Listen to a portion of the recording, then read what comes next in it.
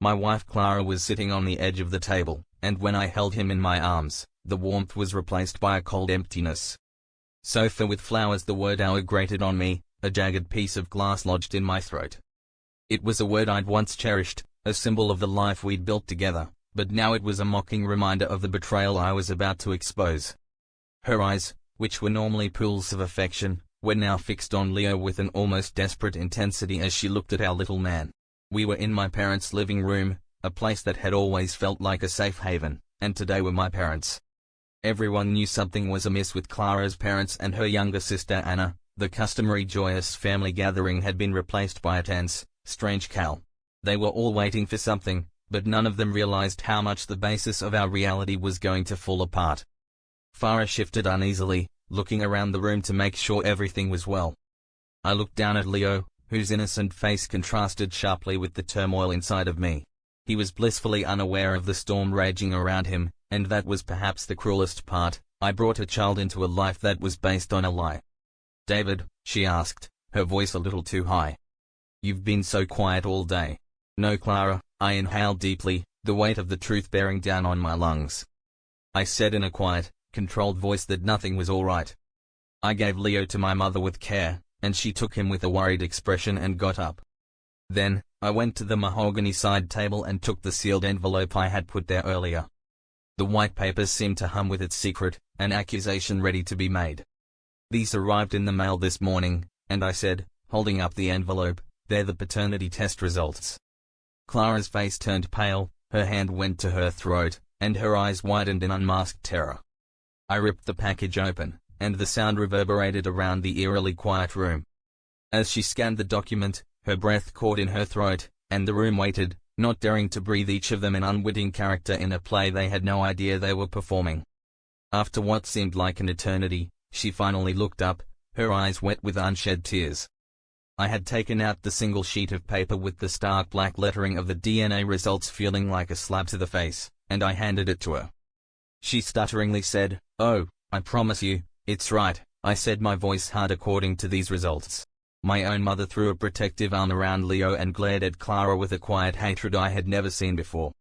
The silence that followed was deafening, and Clara's mother's gasp was only a rustling in the sudden emptiness. Leo's father appeared to have aged 10 years. Clara had to turn her head away from her sister Margaret's contemptuous gaze as I saw the meticulously planned facade of our marriage disintegrate around us.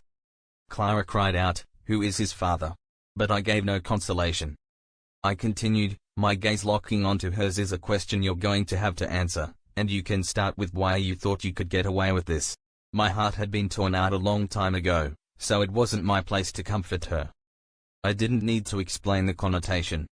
She started to sob, her well-planned world crumbling around her. "I didn't intend to," she cried, "it just occurred."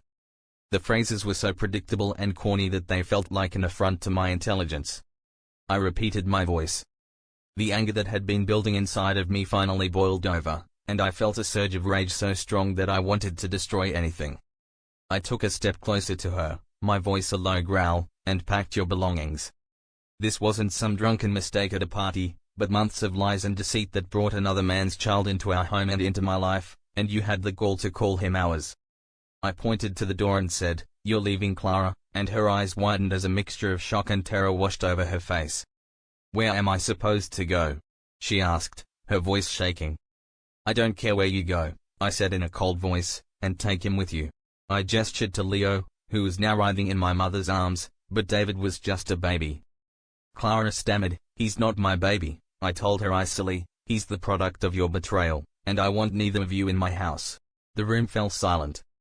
My parents and Clara's parents watched in stunned silence. Nobody had anticipated my callousness, but they were unaware of the extent of my suffering and the hurt that had seeped into my bones.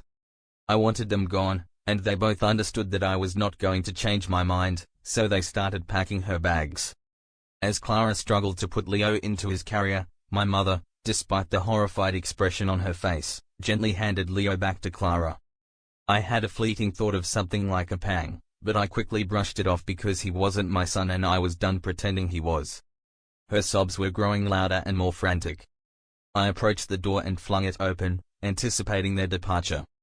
When Clara eventually left the house, her face a mask of despair. I slammed the door behind her, and the sound reverberated throughout the now empty house as her parents approached me, their faces tinged with worry. Her sister and parents stood in silence, unable to look me in the eye, someone they no longer recognized. I didn't care. "Are you sure you're doing the right thing, David?"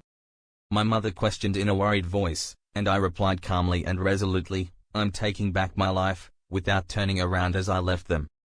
I got into my car and drove off. My mind made up I needed to face this man, the man who had slept with my wife and fathered a child I thought was mine. I drove straight to the gym. I found him in the weight room. I confronted him, and the rage I felt was palpable, and it ended in the same brutal beatdown I had envisioned. I left him there, a bloody mess, a shell of the arrogant man he had been. I went to the police station and turned myself in. After that, the days that followed were a blur of legal proceedings. I pleaded guilty and accepted my sentence. As I waited my sentencing, I got word of the fallout from my actions. Far was apara in her town. The news of her infidelity had spread like wildfire. She had lost her job, her friends had turned their backs on her, and her parents were mortified. The same was true for her lover, whose life was a wasteland of broken promises and shattered dreams. Far tried to contact me begging for forgiveness, but I refused to speak to her. I was done with her lies, her deceit. I wanted nothing to do with her. Leo the first had to admit caused me a moment of pause, but I knew I could never look at him again without seeing her betrayal or without feeling the pain. I decided to let her deal with him. I served my time, and when I got out I moved away. I started over in a new city with a new job and new friends. I threw myself into my work and into finding myself. It was slow progress, but progress nonetheless. I started to see a therapist who helped me work through my anger and pain. She helped me see that I was a good man and that I deserved happiness, a family. Eventually I started dating again. It was at a small bookstore that I met Anna, not Clara's sister but another Anna. She had bright eyes and a smile that could light up a room, and she was just as passionate about books as I was. We started talking and something felt right, something I had never felt with Clara. We started dating and I found myself falling for her slowly and surely. She was everything. Clara was not kind, honest and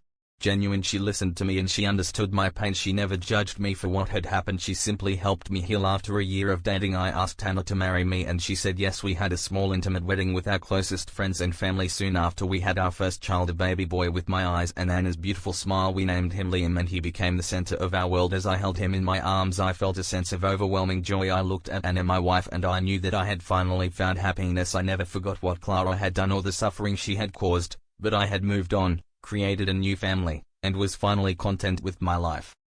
The silence I had known was now filled with laughter, love, and the joyful chatter of my children.